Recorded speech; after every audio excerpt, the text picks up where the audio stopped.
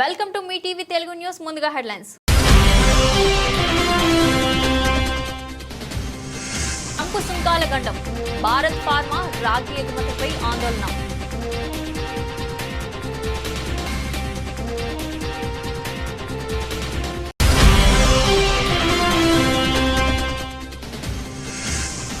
పాట్నాలో రాహుల్ గాంధీ తేజస్వి భారీ నిరసన, ఈసీకి వ్యతిరేకంగా ఉమ్మడి పోరు.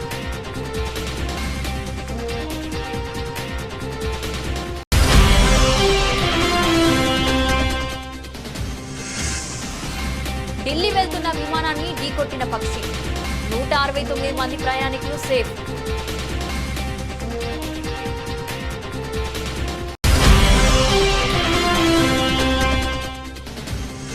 చిడిమెట్ల పోలీస్ స్టేషన్ పరిధిలో పోలీసులకి సవాల్ విసిన దొంగలు, మార్కండేయ నగర్ లో గల హెచ్డిఎఫ్సి బ్యాంక్ ఏటీఎంలో చోరీ.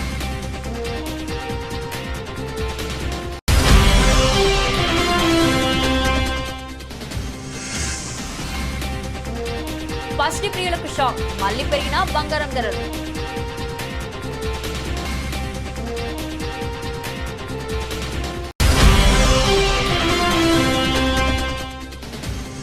టెస్ట్ రిటైర్మెంట్ పై 2 నెలల తర్వాత స్పందించిన విరాట్ కోహ్లీ, గడ్డానికి రంగు వేసుకోవాల్సి రావడమే కారణమంటూ సరదా వ్యాఖ్య. అమెరికా అధ్యక్షుడు డొనాల్డ్ ట్రంప్ మరోసారి సుంకాల అస్త్రాన్ని ప్రయోగించారు. ఇప్పటికే ఉక్కు, అల్యూమినియం దిగుమతులపై భారీ సుంకాలు విధించిన ఆయన తాజాగా రాగి దిగుమతులపై ఏకంగా 50% సుంకం విధిస్తున్నట్లు ప్రకటించారు. అంతేకాకుండా ఏడాది తర్వాత ఫార్మా ఉత్పత్తులపై 200% వరకు పెనుభారం మోపనున్నట్లు తీవ్ర హెచ్చరికలు జారీ చేశారు. ఈ నిర్ణయాలు భారత్పై, ముఖ్యంగా దేశ ఫార్మా రంగంపై తీవ్ర ప్రభావం చూపే అవకాశం ఉందని ఆందోళన వ్యక్తమవుతుంది. మంగళవారం జరిగిన కేబినెట్ సమావేశంలో ట్రంప్ ఈ కీలక ప్రకటన చేశారు.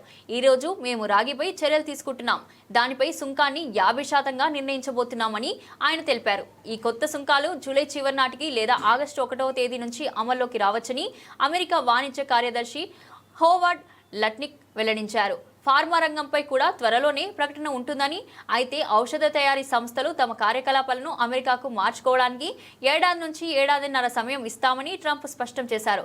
ఆ తర్వాత వారిపై 200% వంటి చాలా అధిక రేటుతో సుంకాలు విధిస్తామని ఆయన హెచ్చరించారు. ట్రంప్ తాజా నిర్ణయాలు భారత ఎగుమతిదారులను కలవరపెడుతున్నాయి. అమెరికా భారత్ ఫార్మా ఉత్పత్తులను అతిపెద్ద మార్కెట్. 2024-25 ఆర్థిక సంవత్సరంలో మన దేశం నుంచి అమెరికాకు $9.8 బిలియన్ విలువైన ఫార్మా ఎగుమతులు జరిగాయి.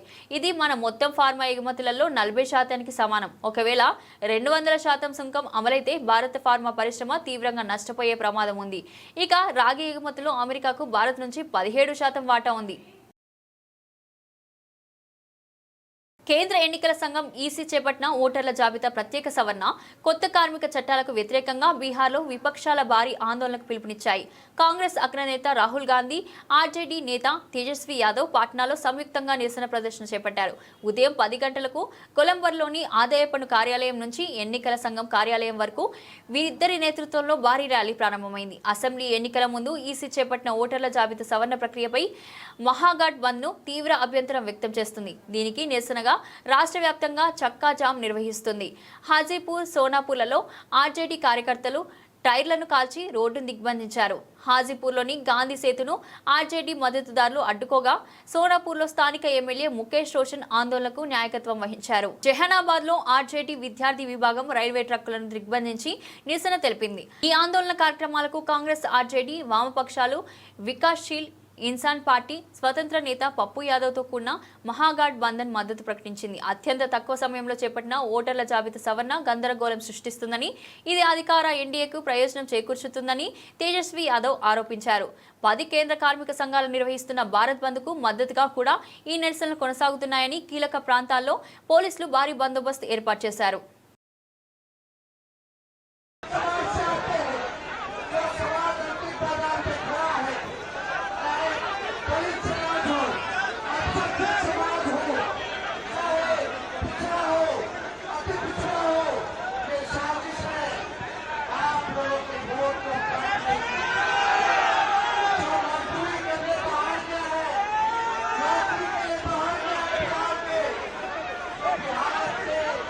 Let's go!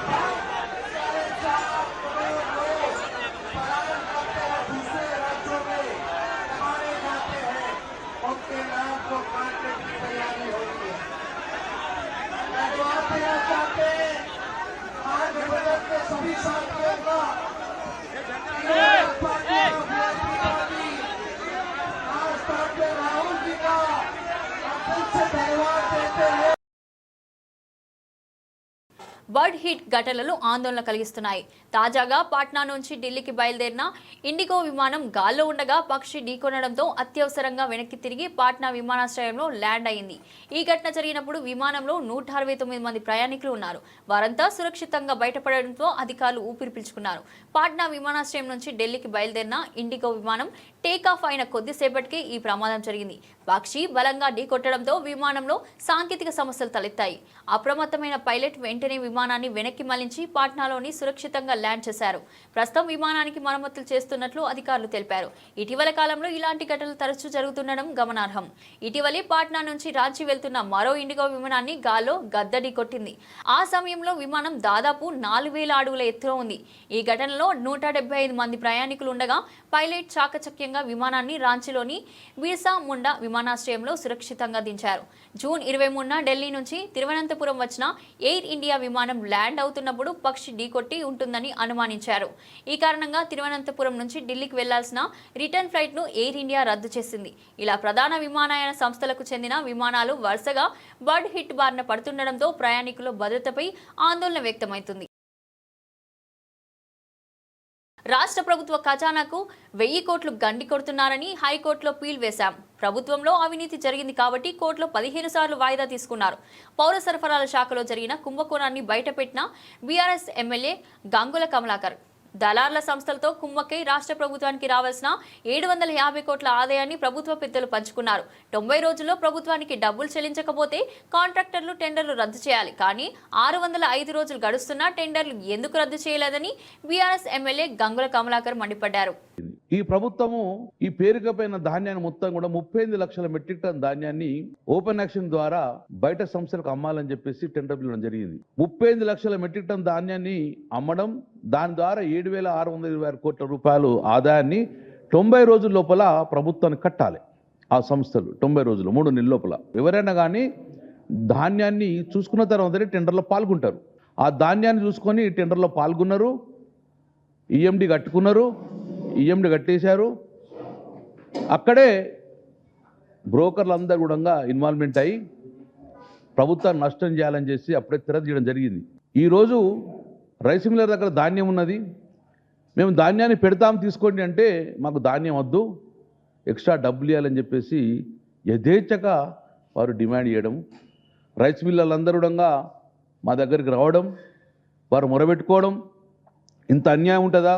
మేము మా దగ్గర ఉన్న బియ్యాన్ని వడ్లను మేము పెడతామంటే కూడా మాకు వడ్లద్దు, మాకు నగదు రూపాయలు ఇవ్వాలని చెప్పేసి అఫీషియల్గా 2007 రూపాయలు ప్రభుత్వం కట్టేది ఉంటే 2230 రూపాయలు అఫీషియల్గా వాళ్ళు వసూలు చేసిండు ఆ కాంట్రాక్టర్. మరి మిగతా 220 రూపాయలు ప్రభుత్వం రాకుండా ఎక్కడికి పోయిందంటే దళార్ల సంస్థకు వెళ్ళిపోయినాయి అఫీషియల్గా. దాని విలువ సుమారు 750 కోట్ల రూపాయలు యథేచ్ఛగా ప్రభుత్వానికి వచ్చే సొమ్మును వాళ్ళు కాజేసింది. ఈ రోజు వరకు సుమారు 605 రోజులైంది. 90 రోజుల టెండర్ కంప్లీట్ కావాలి, 605 రోజులైనా ఇంతవరకు టెండర్ కంప్లీట్ కాలేదు. ఇప్పుడు ఆ భారం ప్రభుత్వం మీద పడడం వలన సుమారు 1000 కోట్ల రూపాయలు ప్రభుత్వము నష్టపోతుంది.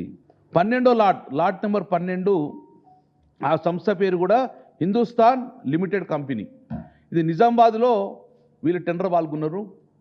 వీళ్ళు ఈఎండి రిటర్న్ ఇవ్వాలని చెప్పేసి ప్రభుత్వం నిర్ణయం చేసుకున్నది. ఫెయిల్యూర్ అయిన కాంట్రాక్టర్కు ఈఎండి ఇచ్చిన దాఖలాలు ప్రప్రదంగా తెలంగాణ రాష్ట్రంలో కనబడ్డది. ఇంతవరకు ఇక్కడ కనవాలి. భారత సీతక్క నువ్వు ఆదివాసి బిడ్డ అనే కార్డు వాడుకొని కేటీఆర్ గారి గురించి నోటికొచ్చినట్లు మాట్లాడితే చూస్తూ ఊరుకోం. సీతక్క ఎన్నికల ముందు స్వాతి ముత్యంలో కమల్ హాసన్ లాగా అమాయకంగా మొహం పెట్టుకొని ఓట్లు అడిగి గెలిచాక మొత్తం క్యారెక్టర్ మార్చేసింది. నువ్వు నిజంగా ఆదివాసి బిడ్డ అయితే జీవో 49 ఎందుకు రద్దు చేయడం లేదు? ములుగు నియోజకవర్గంలో జరిగే అక్రమాలను చూపిన జర్నలిస్టులను నీ అనుచరులతో కొట్టించలేదా? నీ అనుచరుల ఒత్తిడి వల్ల ఇందిరమ్మ ఇళ్ల గురించి ప్రశ్నించే ఒక్క వ్యక్తి ఆత్మహత్య చేసుకోలేదా? నీకు మావోయిస్టులు లేఖ రాయడం నిజం కాదా అని బీఆర్ఎస్ నాయకురాలు మాలోతు కవిత అన్నారు. అంటే ములుగు నియోజకవర్గంలో ఆదివాసీ బిడ్డలకి ఇబ్బంది అవుతుంది, తరిమి కొడుతా ఉన్నారు, మాకు ఆపద ఉంది జీవో 49 ద్వారా అని ఎవరైతే అందరు రోడ్ ఎక్కి ఇబ్బంది పడతా ఉన్నారో ఆ ఆదివాసీ హక్కులని కాల రాస్తుంది కాంగ్రెస్ ప్రభుత్వం అని చెప్పేసి అందరు వాబోతున్నారు. ఇబ్బంది పడుతున్నారని మావోయిస్ట్ పార్టీ తరపున లేఖ రాసిన విషయాన్ని కూడా వాస్తవం కాదా అని మేము సీతక్కని ప్రశ్నిస్తా ఉన్నాం.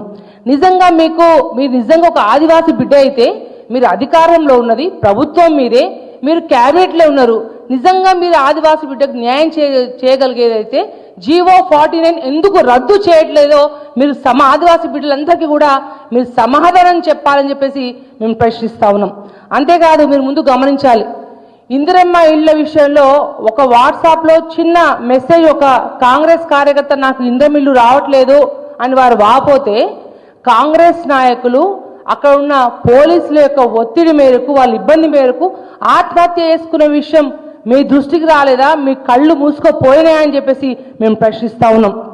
అంతేకాదు, మీ అనుచరులు ఏవైతే ఇసుక దందాలు చేస్తున్నా మిగతా అంతా కూడా మీరు మంత్రి అయినాక అరాచకాలన్నీ కూడా ఒక జర్నలిస్ట్ సోదరుడు బయటపడితే మీరు పిడిగుద్దులు గుద్ది వారిని ఇబ్బంది పెట్టి కార్లో లాకెట్టి మీ కార్యకర్తలు మీ అనుచరగడం కొట్టింది వాస్తవం కాదా అని చెప్పి మిమ్మల్ని అడుగుతా ఉన్నాం.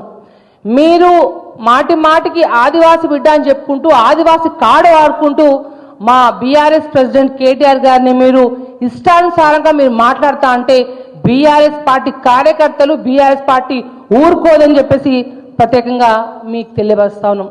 మీరు ఎట్లుందంటే ముసలి కన్నీరు గారుస్తూ ఇవాళ స్వాతి ముత్యంగా యాక్టింగ్ చేసుకుంటూ ఫేస్ పెట్టుకుంటూ కొవ్వూరు ఎమ్మెల్యే ప్రశాంతి రెడ్డిని ఉద్దేశించి వైసీపీ నేత ప్రసన్న కుమార్ రెడ్డి చేసిన వ్యాఖ్యలపై కేంద్ర మంత్రి రాజమహేంద్రవరం ఎంపీ దగ్గుపాటి పురంధేశ్వరి తీవ్రస్థాయిలో మండిపడ్డారు.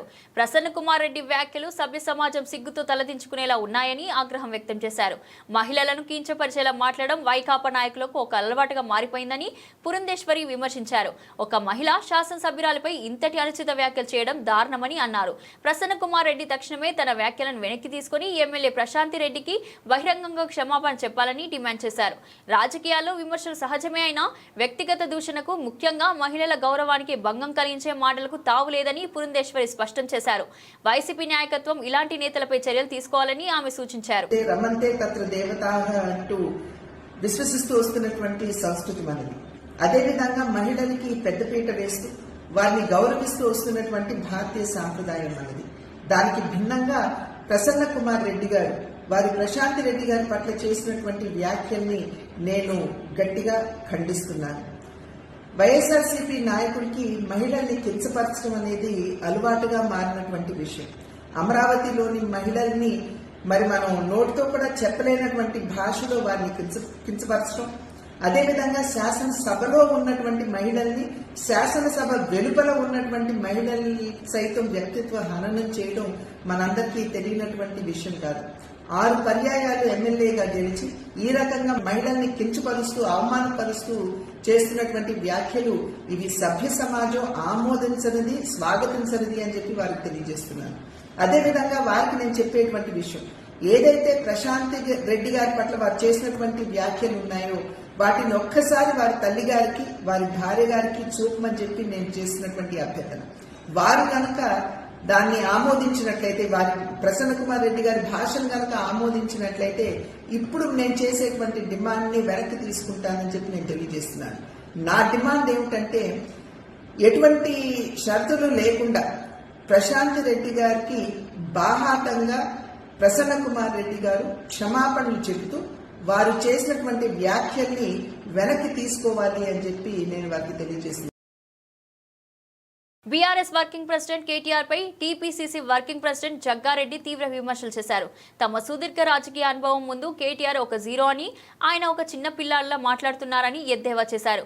ముఖ్యమంత్రి రేవంత్ రెడ్డిని చర్చకు పిలిచే స్థాయి కేటీఆర్ కు లేదని అన్నారు. మంగళవారం నాడు గాంధీ భవన్ లో మీడియాతో మాట్లాడిన జగ్గారెడ్డి కేటీఆర్ రాజకీయ ప్రస్థానాన్ని ప్రశ్నించారు. మేమంతా ఎన్నో ప్రయాసాలకు వచ్చి క్షేత్రస్థాయి నుంచి నాయకులుగా ఎదిగాం. కేటీఆర్ తన తండ్రి సీటిస్తే నేరుగా ఎమ్మెల్యే అయ్యారు. ఆయన ఎప్పుడైనా సర్పంచ్ గా గెలిచారా? జడ్పీటీసీగా గెలిచారా? రాజకీయాల్లోని కష్ట నష్టాలు, ఒడిదుడుకులు ఆయనకి ఎలా తెలుస్తాయి అని జగ్గారెడ్డి నిలదీశారు. కేటీఆర్ నోరు తెరిస్తే అబద్ధాలు చెబుతున్నారని, కాంగ్రెస్ నేతలు గాడిదలు అంటూ విమర్శిస్తే సహించేది లేదని హెచ్చరించారు. మీరు మిమ్మల్ని ఒక్క మాట అంటే మేము 10 మాటలు అంటాం. మీరు ముఖ్యమంత్రిని దూషించడం ఆపేస్తే మేము కూడా ప్రతి విమర్శలు ఆపిస్తాం అని స్పష్టం చేశారు. 18 నెలలు అధికారం లేకపోయేసరికి కేటీఆర్ గట్టున పడ్డ చేపలా కొట్టుకుంటున్నారని జగ్గారెడ్డి విమర్శించారు. సోదరి కవిత అరెస్టు వ్యవహారంతో ఆయన తీవ్ర ఒత్తిడిలో ఉన్నారని, అందుకే తరచూ విదేశీ పర్యటనలకు వెళ్తున్నారని ఆరోపించారు. కాంగ్రెస్ ను విమర్శించే ముందు కేటీఆర్ బాగా అధ్యయనం చేయాలని సూచించారు. ముఖ్యమంత్రి రేవంత్ రెడ్డి గారు ఢిల్లీకి ఎందుకు పోతున్నాడు? సెంట్రల్ గవర్నమెంట్ ప్రైమ్ మినిస్టర్ కానీ సెంట్రల్ మినిస్టర్స్ వాళ్ళందరూ కూడా ఢిల్లీలో ఉంటారు నిధుల కోసము. ఇప్పుడు సపోజ్ ఎరువులు కావాలి, ఢిల్లీకి పోవాల్సిందే. నిధులు కావాలి, ఢిల్లీకి పోవాల్సిందే. ఇరిగేషన్ ప్రాజెక్టులు, నీళ్ళ పంచాయతీ నడుస్తుంది, ఢిల్లీకి పోవాల్సిందే. 10 ఏళ్ళు పరిపాలించిన మంత్రిగా కేటీఆర్ గారు, మీ నాయన కేసీఆర్ గారు ఢిల్లీకి పోవాలా పోవద్దా అనే ఇంగిత జ్ఞానం మీకు లేకపోవడం బాధాకరం, దురదృష్టకరం. ఏముంటుంది ఆడ? ముఖ్యమంత్రిగా 1కి 4 సార్లు ఢిల్లీకి పోయి ప్రధానమంత్రిని కన్సల్ట్, ఇరిగేషన్ మినిస్టర్ను, సివిల్ సప్లై మినిస్టర్ను, లేకపోతే ఆర్థిక శాఖ మినిస్టర్ను, మున్సిపల్ అడ్మినిస్ట్రేషన్ కానివ్వండి, ఇవన్నిటికి సంబంధించిన మన కోటా ఏదైతే తెలంగాణకు ఢిల్లీ నుంచి రావాల్సిన ఆర్థికంగా ఉన్న మన కోట ఏదైతే రావాలో ఆ కోటాకు 1కి 4 ఇంతలు అక్కడ ప్రైమ్ మినిస్టర్ని, మంత్రులని కలవాల్సిన బాధ్యత ఒక ముఖ్యమంత్రిగా రేవంత్ రెడ్డికి ఉన్నది. ఈ జ్ఞానం మీకు ఈ ఆలోచన ఎందుకు మర్చిపోతున్నారు అని ప్రశ్న. తప్ప ఇది? కలవద్దా? ఢిల్లీకి పోవద్దా? నిధుల కోసము, ఇంకా లేకపోతే నీళ్ళ పంచాయతీ కోసం ఢిల్లీకి పోవద్దా? పోయింది అందుకే కదా సీఎం రేవంత్ రెడ్డి గారు. అచ్చా, మీ నాయన కేసీఆర్ గారు ఈ రాష్ట్రానికి 10 ఏళ్ళు ముఖ్యమంత్రి ఉన్నాడు. మీరు ఆ పని మీరు ఎందుకు పోయారు? మీ నాయన ముఖ్యమంత్రి ఉన్నప్పుడు మీరు ఎందుకు పోయారు?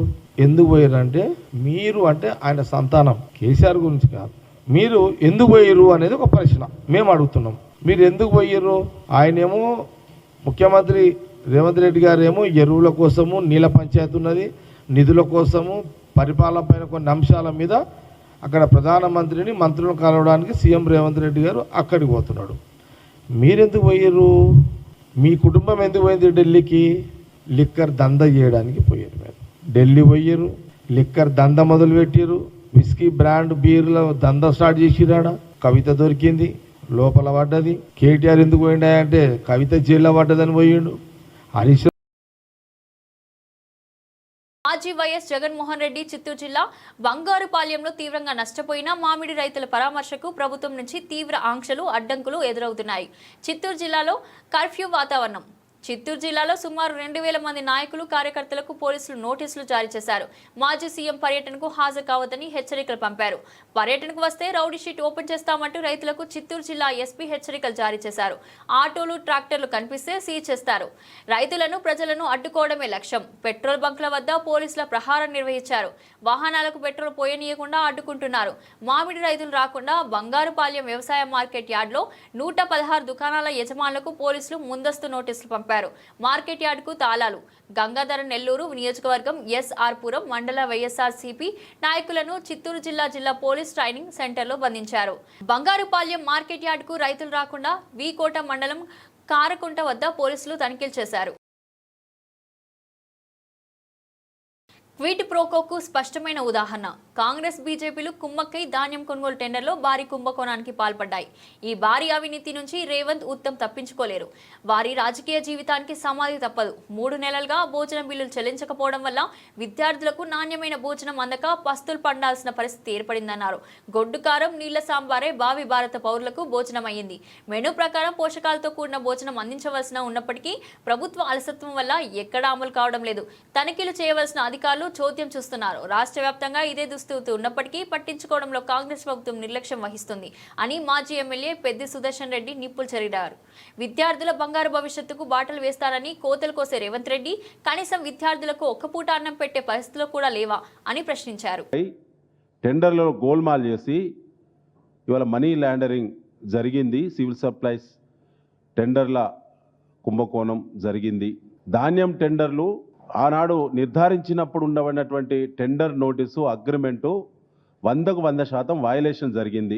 ఫుడ్ కార్పొరేషన్ ఆఫ్ ఇండియా దాన్ని సమీక్షించి నియంత్రించాల్సినటువంటి బాధ్యత గలటువంటి FCI కేంద్ర ప్రభుత్వం నడిపే బీజేపీ చేతిలో ఉన్నది. వాళ్ళు కూడా ఇందులో వాటాదారులే. ఈ కుంభకోణంలో స్టేట్ సివిల్ సప్లైస్ డిపార్ట్మెంట్కు కొన్ని పరిధులు ఉన్నాయి. ఈ పరిధులు వయలేషన్ జరిగినప్పుడు FCI కంట్రోల్ తీసుకోవాల్సిన అవసరం ఉండేది. వాళ్ళు కూడా వ్రాతపూర్వకంగా ఫిర్యాదు చేసినాము. అయినప్పటికీ దున్నపోతు మీద నీళ్లు పడ్డట్టే ఉన్నది కాంగ్రెస్ పార్టీకి. వీళ్ళు పంచుకున్నది నిజము. ప్రతి క్వింటాల్కి 223 రూపాయలు అదనంగా వసూలు చేసిళ్ళు. మొత్తం 38 లక్షల మెట్రిక్ టన్నుల ధాన్యం. ఇంటూ 223 రూపాయలు, అంటే ఒక టన్నుకు 2230 రూపాయలు ఇంటూ 38 లక్షల టన్నులు. ఇది వాళ్ళ స్కెచ్. అంటే 50% వసూలైనా ఇప్పటి వరకు 420 కోట్ల రూపాయలు, 413 కోట్ల రూపాయలు ఇప్పటికీ అదనంగా ప్రభుత్వం పేరు చెప్పి అకౌంట్ల ద్వారా బిడ్డర్లు, బ్రోకర్లు అదనంగా డబ్బులు వసూలు చేసిళ్ళు. 722 రైస్ మిల్లర్ల ద్వారా జరిగేటువంటి అకౌంట్ ట్రాన్స్ఫరు, బిడ్డర్స్ మధ్య ఉన్నటువంటి అకౌంట్ ట్రాన్స్ఫరు సంబంధించిన రసీదులతో కూడినటువంటి ఆధారాలన్నీ కూడా బీఆర్ఎస్ పార్టీ రాష్ట్ర వ్యాప్తంగా కలియదిరిగి కలెక్ట్ చేసి అన్ని ఆధారాలతో కూడినటువంటి కంప్లైంట్ను మరి గౌరవ హైకోర్టు చీఫ్ జస్టిస్ గారి ముందు పిల్ దాఖలు చేయడం జరిగింది బీఆర్ఎస్ పార్టీ. ఇలా సన్నవడ్లకు పోయిన వానాకాలంలో మీరు 19 లక్షల మెట్రిక్ టన్నుల సన్నధాన్యం కొనుగోలు చేసిళ్ళు మీ రికార్డు ప్రకారంగా. మొన్న జరిగిన ఎండాకాలంలో 25 లక్షల టన్నుల మెట్రిక్ టన్నుల సన్నధాన్యం మీరు కొనుగోలు చేసిళ్ళు. అంటే దాదాపు 44 లక్షల మెట్రిక్ టన్నుల సన్నధాన్యం ఇవాళ రాష్ట్ర ప్రభుత్వం దగ్గర, మిల్లర్ల దగ్గర మూలుగుతూ ఉన్నది.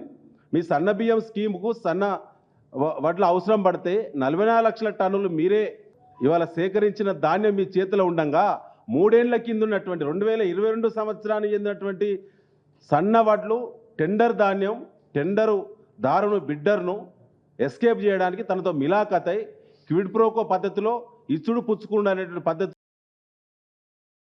జీడిమెట్ల పోలీస్ స్టేషన్ పరిధిలో పోలీసులకే దొంగలు సవాల్ విసిరారు.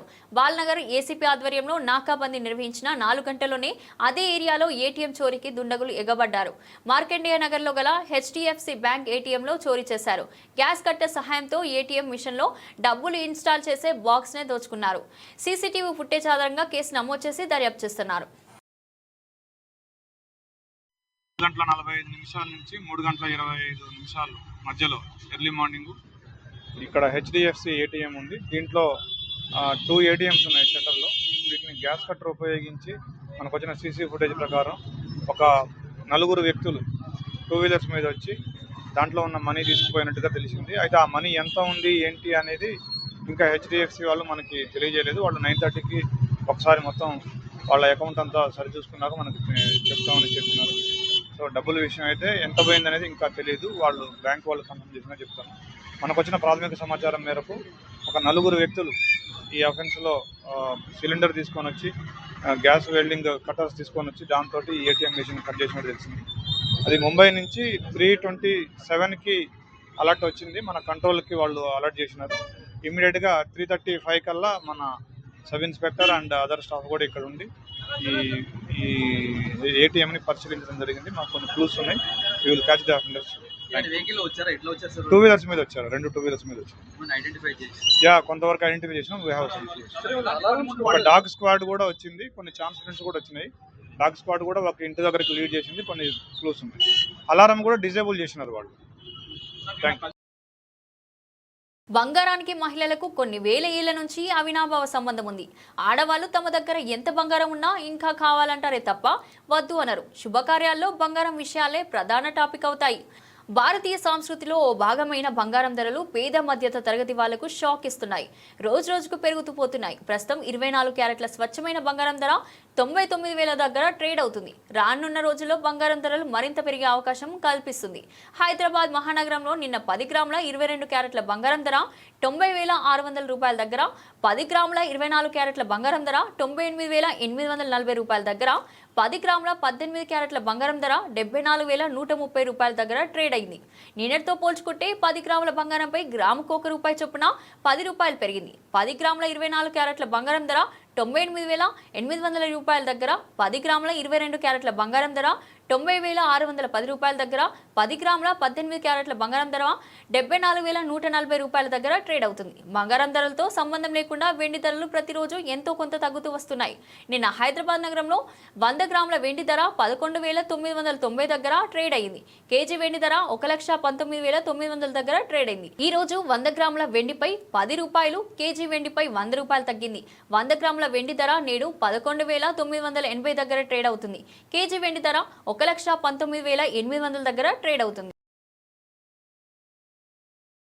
టీమిండియా ఇక మాజీ captain star batter Virat Kohli తన టెస్ట్ క్రికెట్ రిటైర్మెంట్ పై దాదాపు 2 నెలల తర్వాత తొలిసారి స్పందించారు. రిటైర్మెంట్ గల కారణాన్ని సరదాగా వెల్లడించి అందరినీ నవ్వించాడు. లండన్లో భారత మాజీ ఆల్రౌండర్ యువరాజ్ సింగ్ తన యూ వీకెండ్ ఫౌండేషన్ కోసం నిర్వహించిన ఓ నిధుల సమీకరణ కార్యక్రమంలో ఈ ఆసక్తికరణ ఘటన చోటు చేసుకుంది. ఈ కార్యక్రమానికి పలువురు క్రికెట్ దిగ్గజాలు హాజరయ్యారు. వేదికపై యువరాజ్ సింగ్, రవి శాస్త్రి, కెవిన్ పీటర్సన్ వంటి వారితో చేరాల్సిందిగా వ్యాఖ్యాత గౌరవ్ కపూర్ కోరగా విరాట్ నవ్వుతూ స్పందించాడు. నేను 2 రోజుల క్రితమే నా గడ్డానికి రంగు వేసుకున్నాను. ప్రతి 4 రోజులకోసారి గడ్డానికి రంగు వేసుకోవాల్సి వస్తుందంటే ఇక ఆటకు వీడ్కోలు పలకాల్సిన సమయం వచ్చిందని అర్థం చేసుకోవాలి అంటూ చమత్కరించారు. కోహ్లీ వ్యాఖ్యలతో అక్కడున్న వారంతా నవ్వులో మునిగిపోయారు. మే 12న కోహ్లీ టెస్ట్ క్రికెట్ కు వీడ్కోలు పలుకుతున్నట్లు సోషల్ మీడియా ద్వారా ప్రకటించిన విషయం తెలిసిందే. తన 123 టెస్టుల కెరీర్లో 46.85 సగటుతో 9,230 పరుగులు చేశాడు. ఇందులో 30 సెంచరీలు, 7 డబుల్ సెంచరీలు ఉన్నాయి. భారత కెప్టెన్ గా ఆస్ట్రేలియా గడ్డపై తొలిసారి టెస్ట్ సిరీస్ గెలిచిన ఘనత కూడా కోహ్లీదే. రోహిత్ శర్మ టెస్టుల నుంచి తప్పుకున్న 5 రోజులకే కోహ్లీ కూడా రిటైర్మెంట్ ప్రకటించడం గమనార్హం. ఈ సందర్భంగా కొత్త టెస్ట్ కెప్టెన్ శుభ్మన్ గిల్ ను కోహ్లీ ప్రశంసించాడు. ఇంగ్లాండ్ పై రికార్డ్ డబుల్ సెంచరీ చేసిన గిల్ ను స్టార్ బాయ్ అని అభినందించాడు. అలాగే యువరాజ్ సింగ్ తో తనకున్న అనుబంధాన్ని గుర్తు చేసుకున్నాడు. భారత్ జట్టులోకి వచ్చిన కొత్తలో యువరాజ్, జహీర్ ఖాన్, హర్భజన్ సింగ్ నన్ను ఎంతగానో ప్రోత్సహించారు. యువీతో నా బంధం ఎప్పటికీ ప్రత్యేకమైందని కోహ్లీ పేర్కొన్నాడు.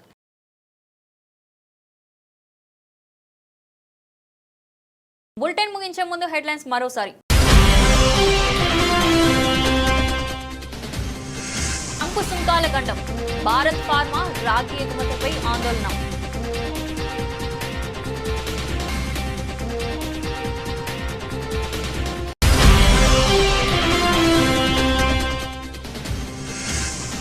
పాట్నాలో రాహుల్ గాంధీ, తేజస్వి భారీ నిరసన. ఈసీకి వ్యతిరేకంగా ఉమ్మడి పోరు.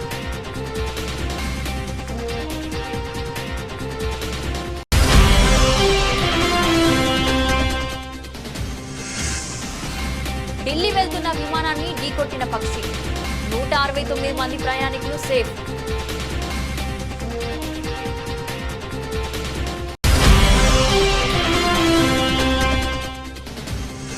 జీడిమెట్ల పోలీస్ స్టేషన్ పరిధిలో పోలీసులకి సవాల్ విసిన దొంగలు.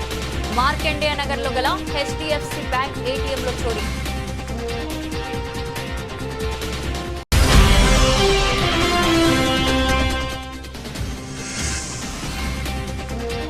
పసిడి ప్రియులకు షాక్, మళ్లీ పెరిగిన బంగారం ధరలు.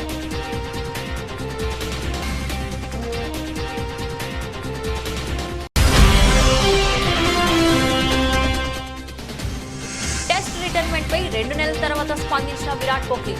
గడ్డానికి రంగు వేసుకోవాల్సి రావడమే కారణమంటూ సరదా వ్యాఖ్య. ఇది ఈ రోజు బులెటిన్. మరో బులెటిన్ లో మళ్ళీ కలుద్దాం. అంతవరకు సెలవు.